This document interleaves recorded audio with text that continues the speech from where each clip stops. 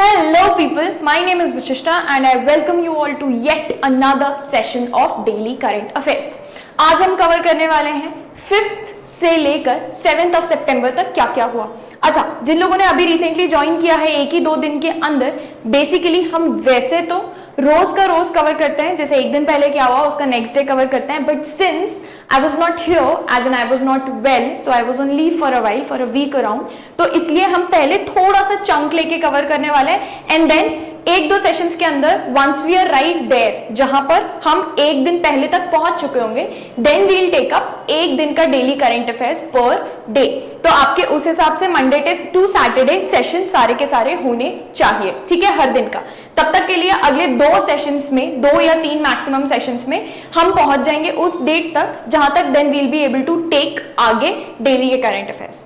Okay, चल starting फटाफट से स्टार्ट करते हैं। हम हमेशा स्टार्ट करते हैं नेशनल लेवल के करंट अफेयर्स से, फिर धीरे धीरे हम आगे बढ़ते हैं sports, awards, appointments, resignation, important days, obituary, यहाँ सब पे। स्टार्टिंग विद नेशनल अफेयर्स, आप यहाँ पे देख सकते हैं यूनियन गवर्नमेंट ने रिसेंटली एक कमिटी फॉर्म की है हमारे previous president mister Ramnath Kovind जो थे उनकी चेयरमैनशिप के अंडर।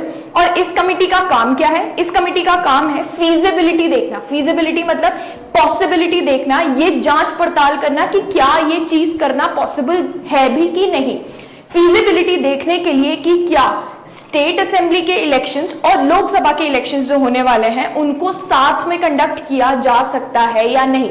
अच्छा, 1967 के पहले तक ये साथ में ही हुआ करते थे, ठीक है। स्टेट असेंबली, हमारे जो स्टेट लेवल पे लॉ मेकिंग बॉडीज होती हैं उनको हम स्टेट असेंबलीज कहते हैं, जैसे बोलते हैं ना, उसके मेंबर्स एमएलएज होते हैं, मेंबर ऑफ लेजिस्लेटिव असेंबलीज, है ना। तो स्टेट असेंबली हो गया हमारे स्टेट लेवल पे लॉ मेकिंग बॉडी। जो हमारे सेंट्रल लेवल पे लॉ मेकिंग बॉडी होती है, न्यू दिल्ली में पार्लियामेंट है हमारी, जिसमें 2 हाउसेस होते हैं, Lok Sabha and Rajya Sabha.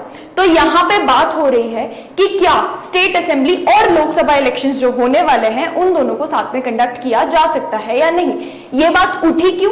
Sudden idea नहीं आया, ये 1967 से पहले साथ में ही हुआ करते थे, बट 1967 के बाद 2-3 साल लगातार कुछ स्टेट असेंबलीज को डिसॉल्व कर दिया गया। उस वजह से फिर साथ में नहीं हो पाया और वहां से फिर ऐसा ट्रेंड चालू हुआ कि साथ में नहीं हो रहे हैं तब से।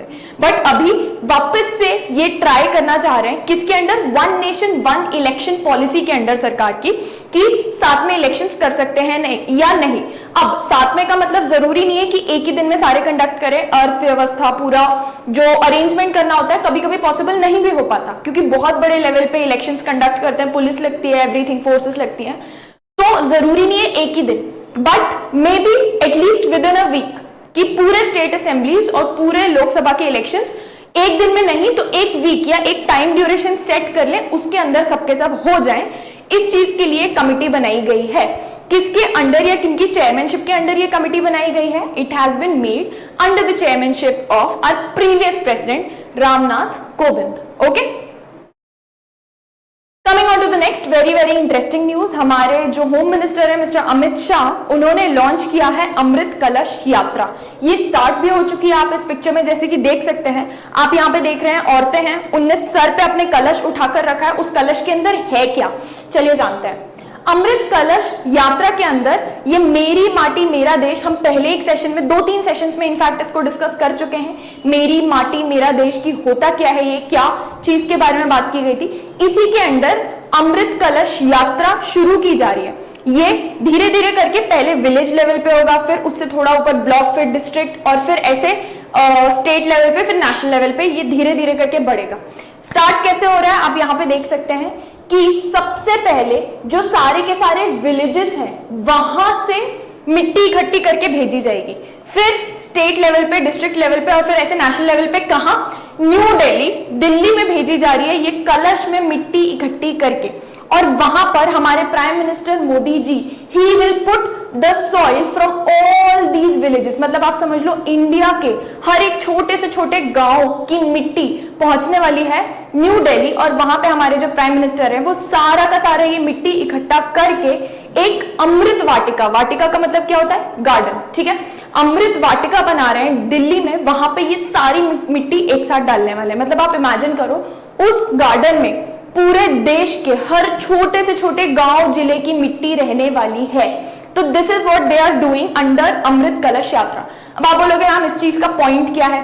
मेरी माटी मेरा देश जैसी चीजें, कैंपेन्स, या फिर इस चीज का पॉइंट क्या है? सिटीजन्स को अपने देश के साथ इमोशनली कनेक्शन फील कराना या इमोशनली कनेक्ट करना। आप देखेंगे पहले से अभी कंपैरेटिवली हमारे जनरेशन में भी बहुत ज्यादा पेट्रियोटिज्म की भावना एक आ चुकी है। आई वॉज सरप्राइज चंद्रयान 3 के लॉन्च में, इससे पहले हमको पता भी नहीं था चंद्रयान 1-2 कब लॉन्च हुआ। इनफैक्ट हम उस टाइम पे भी थे, मतलब मोस्ट ऑफ द पीपल 2008 और उसके बाद हम थे अराउंड उस टाइम पे भी, बट चंद्रयान 1-2 के लॉन्च में इतना ज्यादा हाइप नहीं था जितना चंद्रयान 3 के लॉन्च में लोगों ने क्लासेस रोक के, अपने ऑफिसेस रोक के, एयरपोर्ट्स पे तक अनाउंस किया गया है इतने बड़े लेवल पे। दिस पेट्रियोटिज्म कि आप अपने देश से कनेक्टेड, इमोशनली कनेक्टेड फील करो, इस चीज के लिए ये सारी टाइप की चीजें की जाती हैं, ठीक है। And I think it's an amazing initiative. Coming on to the next news, हमारे जो प्रेसिडेंट हैं अभी right now, who is our president? It's Shrimati Droupadi Murmu. उन्होंने अनवील किया है मतलब बेसिकली दुनिया के सामने पेश किया है the statue of Mahatma Gandhi, और साथ ही साथ एक गांधी वाटिका। अगेन वाटिका का मतलब गार्डन। आप इस इमेज में देख सकते हैं, ये जिस दिन अनवील किया था उस दिन की पिक्चर है।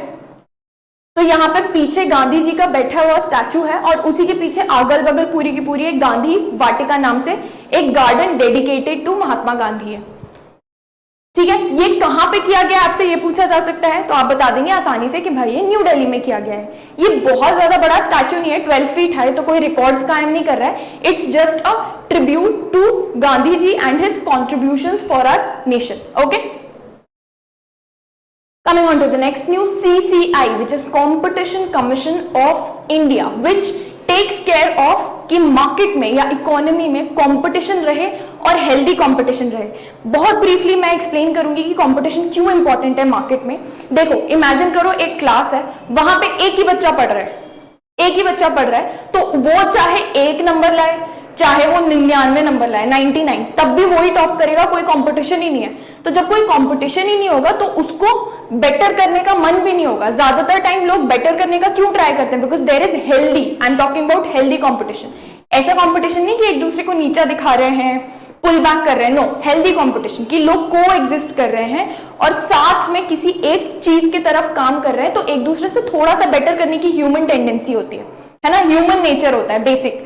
तो वो करने के लिए एक हेल्दी कंपटीशन, जैसे कि क्लास के लेवल पे जरूरी है ताकि बच्चा और बेटर परफॉर्म करे, वैसे ही इकोनॉमी में जो बिजनेसेस होते हैं, कंपनीज होती है, इनके लिए भी कंपटीशन होना जरूरी है, वरना वो क्या कर सकते हैं, मार्केट में फायदा उठा सकते हैं। आप इमेजिन करो, कोल्ड ड्रिंक बनाने वाली अगर एक ही कंपनी हो पूरे मार्केट में, इंडिया में कोल्ड ड्रिंक एक ही कंपनी बनाती है, किसी को कोल्ड ड्रिंक पीनी है तो उसी की खरीदे, तो क्या वो मिसयूज नहीं करेंगे इस पावर को? क्या वो कुछ भी मन से रेट्स नहीं लगाएंगे या प्राइस नहीं सेट करेंगे अपनी कोल्ड ड्रिंक का, जब उनको पता है हमारे पास इतना ज्यादा पावर है? करेंगे obviously, because there is no competition. तो मार्केट में हेल्दी कंपटीशन रहे, इस चीज को इंश्योर करता है competition commission of India, which was established under the competition act 2002। Brief है ये, बहुत ज्यादा डिटेल में जाने की जरूरत नहीं है। आई होप आपको सीसीआई का मतलब समझ में आ गया। सीसीआई ने अप्रूव किया है merger between of Vistara airlines जो होती है ना, इनटू एयर इंडिया। तो विस्तारा बेसिकली एयर इंडिया में मर्ज करना चाहते थे। इस सब को ऐसे डायरेक्टली नहीं कर सकते कि रातों रात डिसाइड किया कि मर्ज कर लेते हैं और हो गया, नहीं। सीसीआई ने, और क्यों अप्रूव किया? क्योंकि सीसीआई ने पूरी जांच पड़ताल की कि क्या ये दोनों मेगा बड़ी बड़ी एयरलाइंस मर्ज करके मार्केट में अपने आप को ऐसे बड़ा बुली बना के फायदा तो नहीं उठाएंगे मार्केट का। हर चीज का जांच पड़ताल करते हैं, देखते हैं कि इन दोनों के मिल जाने से, इन दोनों के मर्जर से मार्केट में कंपटीशन पे एडवर्स इफेक्ट, मतलब बुरा असर तो नहीं पड़ेगा। और उसके बाद सब कुछ जांच पड़ताल करके, किसी को कोई शंका है, कोई प्रॉब्लम है, कोई क्वेश्चन है, वो सब सॉल्व करने के बाद इस टाइप के मर्जर्स को अप्रूव किया जाता है। Hence CCI has approved this merger. कौन किसके साथ मर्ज करने वाला है? Vistara airlines is going to merge with Air India. Okay, उसके बाद आप इमेजिन कर ही सकते हैं कि इस मर्जर के बाद कितने बड़े लेवल पे हो जाएगा। तो after this consolidation Air India will be the India's largest international level पे कैरियर, और इंडिया के अंदर ही second largest, but international level पे इंडिया को रिप्रेजेंट करने वाला it will be the largest carrier after this merger. Coming on to the next news, very easy. RBI के जो हमारे गवर्नर है, अच्छा, RBI Reserve Bank of India established in 1935, headquartered in Bombay. RBI के president chairman नहीं होते, ठीक है। आरबीआई के जो हेड के फॉर्म में काम करते हैं वो गवर्नर कहलाते हैं, ठीक है। हमारा सेंट्रल बैंक है reserve Bank of India. Reserve Bank of India ने ही अभी नोटिफिकेशन निकाल के 2000 का नोट बैन किया था, तो ये सब काम रिजर्व बैंक ऑफ इंडिया करता है। इन्फ्लेशन अगर इकोनॉमी में आ चुका है, मनी फ्लो इकोनॉमी का गड़बड़ हो चुका है, ये सब चीजों को आरबीआई रेगुलेट करता है। बेसिकली हमारी इकोनॉमी, ऐसे इमेजिन करो कि एक घर है और कैश पैसा जो है वो पानी है, तो पानी बहुत ज्यादा भी नहीं भरना चाहिए और पानी की कमी भी नहीं पड़नी चाहिए। ये सब कौन रेगुलेट करेगा? वो करेंगे आरबीआई रेगुलेट, ठीक है। तो आरबीआई का ये काम है। आरबीआई के प्रेजेंट गवर्नर मिस्टर शक्तिकांता दास, उनको अवार्ड दिया गया है, उनको बेसिकली सर्टिफिकेट दिया गया है, ए सर्टिफिकेट। किस चीज के लिए? ग्लोबल फाइनेंस बैंकर रिपोर्ट में उनको ए सर्टिफिकेट दिया गया है, and this is in fact he has been ranked top because of this a certificate. उनके सेकंड नंबर पे आते हैं सिंगापुर के स्विट्जरलैंड के governor mister Thomas J, and third number पे वियतनाम के, ठीक है। तो ये बहुत ही बड़ा फीट है। किस रिपोर्ट के अंडर उनको दिया गया है? This is global finance central banker report 2023। अब ये क्या चीज देखकर, कुछ तो क्वालिटीज देखी होगी ना, उसके बाद उनको ये दिया गया होगा। तो ये क्या चीजें देखकर ये रिपोर्ट दी गई है? बेसिकली ये अवार्ड या ये सर्टिफिकेट दिया गया है ये चीज देखकर कि जब इन्फ्लेशन आया था, जब इकोनॉमी में ग्रोथ गोल्स थे कि इकोनॉमी को कहां से कहां पहुंचाना चाहते हो, इन सब चीजों को लेकर इन्होंने, आरबीआई के जो हमारे प्रेजेंट गवर्नर है, क्या क्या कॉन्ट्रीब्यूशंस किए, क्या क्या काम किया। तो जब उन चीजों को देखा गया तब उनको देखा गया कि बहुत ही उम्दा काम किया उन्होंने, बहुत अच्छे से इन्फ्लेशन संभाला, ग्रोथ के जो गोल्स थे उसके तरफ बढ़े पूरे कंट्री को लेकर। स्टेबिलिटी हमारी इकोनॉमी की कितनी स्टेबल रहनी चाहिए, इधर भी ज्यादा टिल्टेड नहीं, उधर भी ज्यादा टिल्टेड नहीं, स्टेबिलिटी मेंटेन करने में कितने अच्छे कॉन्ट्रीब्यूशंस थे, ये सब देख के फिर उनको दिया गया है। Okay, coming on to the next one, IIT Jodhpur के साइंटिस्ट ने कोड डेवलप किया है।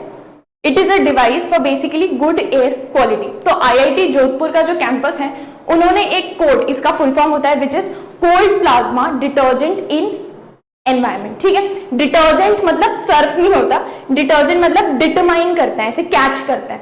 तो cold plasma detergent in environment नाम का एक डिवाइस बना है जिसके थ्रू एयर क्वालिटी को वो डिटेक्ट करके एयर क्वालिटी को भाप कर बता सकता है कि किस जगह की एयर क्वालिटी कितनी है। ये डिवाइस ऐसे पहले भी एग्जिस्ट करते थे, but this is very very very accurate, एकदम एग्जैक्ट बता सकता है ये, हेंस इट इज इंपॉर्टेंट। इसमें आपसे बहुत ज्यादा डिटेल में क्वेश्चन नहीं आएगा, आपसे अगर पूछा जाएगा तो ये पूछा जा सकता है कि किन्होंने डेवलप किया है ये, या मैक्स टू मैक्स कोड का फुल फॉर्म, या what is code related to, तो you will tell them it is related to air quality, ठीक है। तो कौन सी कैंपस ने डेवलप किया है? It is IIT Jodhpur.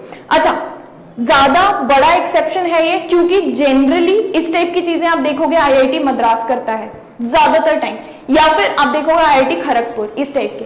IIT Jodhpur से कुछ कंपैरेटिवली मद्रास के थोड़ा कम आती हैं ऐसे डेवलपमेंट्स, तो यहां इस बार आई है तो it becomes important for us. Okay, next, Delhi metro ने स्टार्ट किया है बेचना टूरिस्ट स्मार्ट कार्ड्स। आप यहाँ पे देख सकते हैं, न्यूज़पेपर में रिसेंटली इमेज आई थी, टूरिस्ट स्मार्ट कार्ड्स, और उसके ऊपर G20 लिखा हुआ है। ऐसा क्यों? क्योंकि अभी हमारी जो दिल्ली में G20 समिट चल रही है, उसमें डेलीगेट्स भी आ रहे हैं बहुत सारे दूसरे कंट्रीज से, बहुत सारी कंट्रीज से। मतलब G20 हालांकि ग्रुप ऑफ 20 है, लेकिन इंडिया ने एज अ होस्ट और भी बहुत सारी कंट्रीज को इन्वाइट किया है। तो वहां से डेलीगेट्स तो आ ही रहे हैं, प्लस कुछ लोग G20 समिट को विटनेस करने के लिए एज टूरिस्ट भी आ रहे हैं इंडिया में। तो ताकि उनको दिल्ली में इधर से उधर जाने के लिए, नेविगेट करने के लिए आसानी रहे, इसलिए ये कार्ड, मेट्रो कार्ड जो होता है वो इशू किया जा रहा है। उनकी वैलिडिटी पूरे 1 दिन से लेकर 2 से 3 दिन तक भी रहती है। डिफरेंट टाइप के मेट्रो कार्ड्स हैं। इसके अंदर आप एक बार मेट्रो कार्ड लोगे तो आपको फ्री में ट्रैवल करना, फ्री मतलब आप बेसिकली पैसे दोगे मेट्रो कार्ड लेते टाइम, उसके बाद दिन भर आपको जहां से जहां भी जाना है बार बार आपको रिचार्ज करने की जरूरत नहीं पड़ेगी। आप आसानी से इधर से उधर, it is basically free travelling within the day once you get that card. So it is specifically because of this G20 summit, क्योंकि डेलीगेट्स आए हैं, टूरिस्ट आए हैं G20 समिट को विटनेस करने के लिए, उन सबको इजी एक्सेस देने के लिए कि बार बार उनको रिचार्ज ना करना पड़े। एक बार कार्ड ले लें, उसके बाद पूरी दिल्ली में अगर उनको मेट्रो से ट्रैवल करना है तो कहीं से कहीं तक भी जाए, ठीक है। इन कार्ड्स की वैलिडिटी 2 कैटेगरीज में है, बेसिकली 1 डे वैलिडिटी, दिन भर के लिए वैलिड रहेगा, और दूसरा 3 डे वैलिडिटी, 3 दिन के लिए वैलिड रहेगा। Coming on to the next news, Haryana के जो चीफ मिनिस्टर है मिस्टर मनोहर लाल खट्टर, उन्होंने बोला है कि भाई हर ट्यूसडे महीने के हर ट्यूसडे करनाल जो जगह है, करनाल में there will be no car day, मतलब कोई भी कार नहीं चलाएगा। और वहां के जो मिनिस्टर्स जो वहां पे रहते हैं वो भी, अगर उनको अपने ऑफिसेस को ट्रैवल करना है, कहीं भी जाना है, तो बेसिकली गवर्नमेंट कोई पॉलिसी निकालती है ना, तो जैसे मम्मी पापा आपको कुछ बोल रहे हैं और मम्मी पापा खुद ही ना करे, तो आप ऐसे देखोगे ना कि ये खुद नहीं कर रहे हैं, हमको क्या बोल रहे हैं। टीचर आपको कुछ करने बोले और खुद ही ना करे, मैं आपको बोलूं कि रोज करंट अफेयर्स पढ़ो और मैं खुद ही न्यूज़पेपर ना पढ़ूं, तो आप बोलोगे ना ये क्या बोल रही है। इसी तरीके से अगर गवर्नमेंट कोई चीज बोलती है तो पहले उनको एग्जाम्पल खुद ही सेट करना पड़ता है। तो वहां पे उन्होंने बोला है, जो वहां के चीफ मिनिस्टर हैं, उन्होंने बोला है कि भाई जितने मिनिस्टर्स वगैरह भी हैं वो भी अपने ऑफिसेस तक साइकिल चला के जाएंगे या वॉक करके जाएंगे। एंड इसके साथ साथ उन्होंने ये भी बोला है if he is ever in Karnal on a Tuesday, अगर वो कभी भी करनाल में ट्यूसडे के दिन है तो वो खुद भी एग्जाम्पल सेट करेंगे और साइकिल से इधर से उधर ट्रैवल करेंगे। इससे बहुत बड़ा एक जो चीज होगा, एक दिन भी कार्स रोकने से इन्वायरमेंट पे बहुत अच्छा असर पड़ेगा। तो this is huge for environment. उसके साथ साथ एक सेकेंडरी इफेक्ट और है ऑन हेल्थ। बाइसिकल आप चलाते हो, वॉक करते हो, हफ्ते में एक दिन भी कर रहे हो, अभी तो बिल्कुल नहीं कर रहे थे, हफ्ते में एक दिन भी कर रहे हो तो भी हेल्थ बेनिफिट्स होते हैं उसके। तो ये दोनों चीजें उस पर एक अच्छा इफेक्ट लेकर आएंगी।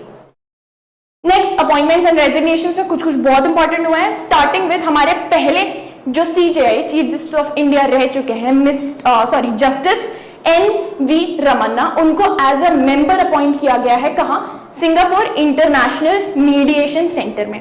मीडिएशन बहुत ब्रीफली समझ लो, आउट ऑफ कोर्ट सेटलमेंट होता है, एक तरीका आउट ऑफ कोर्ट सेटलमेंट का। बहुत सारे तरीके होते हैं, arbitration, conciliation, mediation. Mediation basically आप ऐसे समझ लो कि आपकी कोई कंपनी है, आपको कोर्ट में जाके नहीं करना। अच्छा, क्रिमिनल मैटर्स में आउट ऑफ कोर्ट सेटलमेंट नहीं हो सकता, क्रिमिनल मैटर्स में आपको कोर्ट ही जाना पड़ेगा। लेकिन जैसे बिजनेस मैटर, कॉन्ट्रैक्ट्स के मैटर्स, ये सब मैटर्स जो होता है ना, वो आप आसानी से कोर्ट के बाहर बिना अपना नाम पब्लिक में उछाले, बिना इतना लंबा टाइम लगाए कोर्ट के बाहर सेटल कर सकते हो। बहुत एक नॉलेजेबल इंसान, आर्बिट्रेशन जैसे होता है, वहां पे एक आर्बिट्रेटर बैठता है जज की तरह ही, दोनों साइड सुनता है और फिर अपना डिसीजन देता है। इसी तरीके से मीडिएशन में दो पार्टीज के बीच में, जैसे मैं आपकी दोस्त हूं, इस तरीके से मीडिएटर होता है, दोनों पार्टी के बीच की बात सुनता है, इधर से उधर कन्वे कराता है और एक डायलॉग क्रिएट करता है ताकि आसानी से चीजें सॉल्व हो जाए। तो ये अब आर्बिट्रेशन, कंसीलिएशन, मीडिएशन, ये अब इंटरनेशनल लेवल पे बहुत बड़ा हो चुका है। If you are pursuing law तो आप आगे कंसिडर कर सकते हैं आर्बिट्रेशन वगैरह में जाना, क्योंकि उसमें this is a growing field, बहुत बड़े लेवल पे arbitration is going to be, and in fact even right now it is huge and it is going to grow. मतलब ये एक ऐसा मार्केट है जो बोलता है ना रिसेशन नहीं आएगा कभी इसमें, तो फिलहाल बहुत लंबे टाइम तक तो इसमें रिसेशन नहीं आएगा। तो बहुत इंपॉर्टेंट एक बॉडी है सिंगापुर इंटरनेशनल मीडिएशन सेंटर, वहां पे उनको मेंबर के तौर पे अपॉइंट किया गया है इंडिया से। Okay, coming on to the next one, mister Manish Desai, उनको प्रेस इंफॉर्मेशन ब्यूरो के डायरेक्टर जनरल के रूप में चुना गया है। प्रेस इंफॉर्मेशन ब्यूरो क्या होता है? बेसिकली गवर्नमेंट कुछ डिसाइड करती है, कोई न्यूज होती है गवर्नमेंट की, तो PIB प्रेस इंफॉर्मेशन ब्यूरो काम करता है एज एन इंटरफेस, बीच का बंदर sort of, but in a good way, between the government and the media. मतलब हम जो मीडिया पे न्यूज देखते हैं ना, वो डायरेक्टली नहीं आती, वो प्रेस इंफॉर्मेशन ब्यूरो के थ्रू आती है। गवर्नमेंट PIB को बताती है, तो आप एक तरीके से बोल सकते हैं कि गवर्नमेंट का डायरेक्ट न्यूज रिपोर्टर PIB होता है। Very very very important body. और लोगों के रिएक्शंस देख के टुवर्ड्स गवर्नमेंट स्कीम्स, न्यूज, वो रिपोर्ट बैक करते हैं गवर्नमेंट को कि ये रिएक्शन था लोगों का, तो अ वेरी ह्यूज रोल। उसके लिए उन्होंने चूज किया है अपने प्रिंसिपल डायरेक्टर जनरल, किसको? मिस्टर मनीष देसाई को। नेक्स्ट, हमारे पुणे में जो है film and television institute of India, बहुत ही बड़ा इंस्टीट्यूट है, बहुत विद्वान लोग उससे पास आउट हुए हैं। उसके चेयरमैन के तौर पे R Madhavan, amazing actor, amazing, one of my favourite actors, I love his filmography. मतलब आप उनको देखोगे तो यू विल रियलाइज कि वो कभी भी मूवीज इसलिए नहीं करते कि पैसे कमा के देगी, एंड आई थिंक अगर वो करते तो वो बहुत ऊपर के लेवल पे दूसरे एक्टर्स की तरह पहुंच चुके होते। But he always reads the script, always कि वो दुनिया को क्या दे रहे हैं, he always reads that and then he does a movie. तो आप सारी मूवीज देखेंगे, बहुत लंबे टाइम में एक मूवी करते हैं वो, लेकिन अमेजिंग मूवीज, वर्थ वॉचिंग। उनको चेयरमैन बनाया गया है FII का, FTII का, विच इज इन पुणे।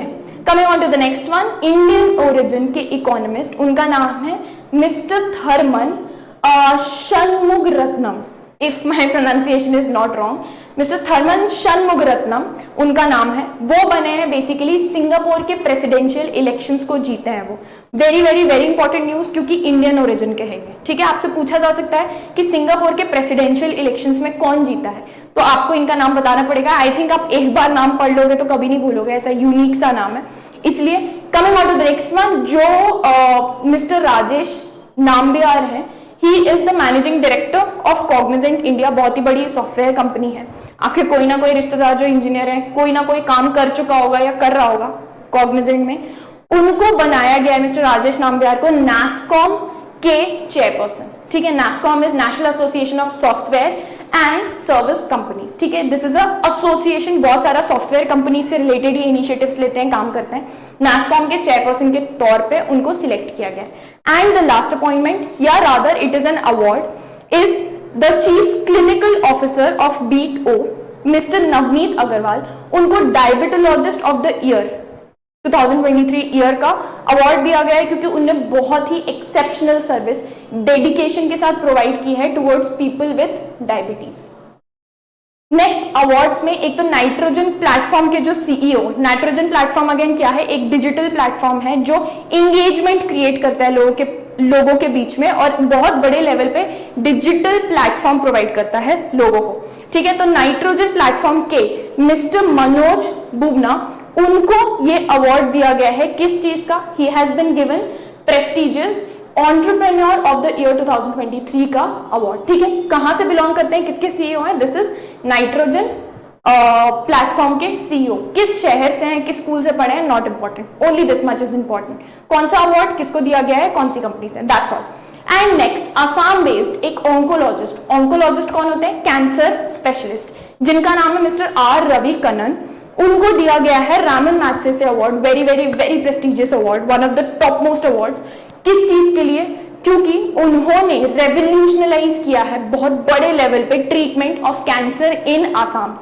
उन्होंने अपनी अप्रोच को मनी सेंट्रिक ना रखकर, क्योंकि कैंसर स्पेशलिस्ट बहुत ज्यादा कमाते हैं, आप कभी भी हॉस्पिटल में जाके देखो, तो उन्होंने मनी सेंट्रिक अप्रोच ना रख के पीपल सेंट्रिक अप्रोच रखी है और कैंसर ट्रीटमेंट को अफोर्डेबल बनाया लोगों के लिए। तो obviously he deserve this award and much more. उनका नाम क्या है? Mister R Ravi Kannan. कहां से बिलोंग करते हैं? आसाम से। और कौन सा अवार्ड मिला है? Raman Magsaysay award. Coming on to the next news, मैगे, full name Daniel मैगे, adopted country Canada. Basically Canada के साइड से ये खेलने वाली है क्या? International 2024 women's T20 world cup, जो बांग्लादेश में होने वाला है। तो शी इज द, यहाँ पे इंपॉर्टेंट क्यों है? She is the first ever transgender. Transgender मतलब जब वो पैदा हुए थे he was a male, and later on he realized कि he is actually a transgender, मतलब he was born in the wrong body, तो उन्होंने अपना ट्रांसफॉर्मेशन ऑपरेशन वगैरह कराया होगा, and now he is a female. तो he is the first ever transgender जो कि इंटरनेशनल लेवल पे विमेन T20 वर्ल्ड कप में अपनी कंट्री कनाडा को रिप्रेजेंट करने वाले। ये 2024 का वर्ल्ड कप होने कहां वाला है? This is going to happen in Bangladesh. आपसे ये भी पूछा जा सकता है। नेक्स्ट, हॉकी में इंडिया ने पाकिस्तान को हराया था बहुत ही अमेजिंग एक पेनल्टी शूटआउट में इन द फाइनल। क्या जीतने के लिए? Men's hockey 5S Asia cup, जो अभी रिसेंटली हुआ था, कहां पे? ओमान में। तो यहाँ पे इंडिया ने पाकिस्तान को हराया। सिंस इंडिया जीती है तो आपसे डेफिनेटली पूछा जा सकता है। And last but not the least, अब तो रट चुका होगा, फॉर्मूला 1 का इस साल नाम लो और मैक्स वर्स्टैपन का नाम ना आए, ऐसा हो ही नहीं सकता।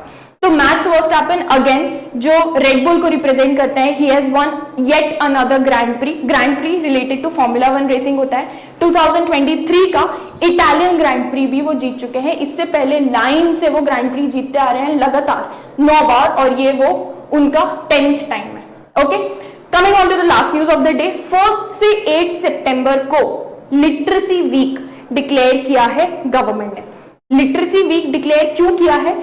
ये दिखाने के लिए एक उल्लास करके ऐप है, आप खुद के फोन में भी डाउनलोड करके देख सकते हैं।